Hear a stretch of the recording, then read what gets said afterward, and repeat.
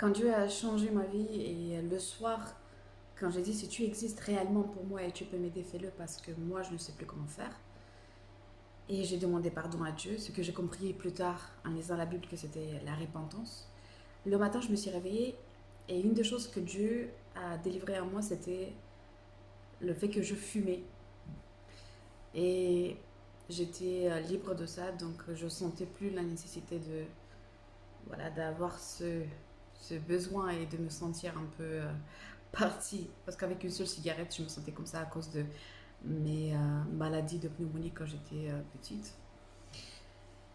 Et une semaine plus tard, j'ai entendu une voix. En fait, c'était une pensée qui m'a dit tu ne veux pas regarder, tu ne veux pas vérifier si Dieu t'a vraiment délivré.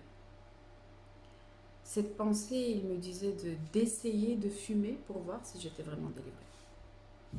Immédiatement, c'est une autre pensée avec une autre voix. C'est un peu compliqué à expliquer, mais c'était une pensée qui avait une autre voix. Qui m'a dit, ça c'est l'ennemi qui veut montrer à Dieu que tu ne mérites pas son amour, que tu ne mérites pas sa grâce. Et ma réponse immédiate c'était, ah non, je vais pas faire ça à mon père, parce que j'ai compris que Dieu était mon père. Mais ça c'était la première chose, le premier exercice où j'ai vécu d'une façon plus pratique le fait que, comme dans la réalité, des personnes qui sont gentilles peuvent nous parler et des personnes qui sont méchantes peuvent nous parler et on peut les entendre tous les deux.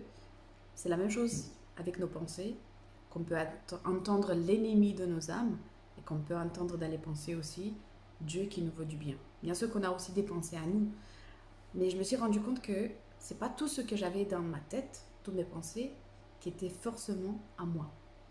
Et avec le temps, quand tu t'approches de Dieu, tu commences à discerner un peu plus la voix de l'ennemi et bien sûr la voix de Dieu et ta voix. C'est pour ça qu'on a besoin d'être conduit par l'esprit.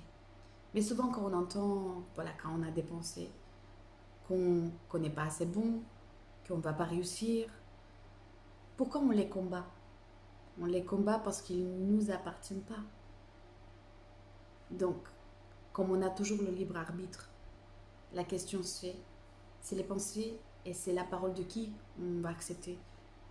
Quand on a des pensées qui viennent pour nous attaquer, est-ce qu'on les accepte pour retomber exactement dans ce que l'ennemi veut, dans la dépression, dans le mépris, ou est-ce qu'on va écouter plutôt la voix de Dieu qui nous dit de nous corriger, de changer, de nous aimer?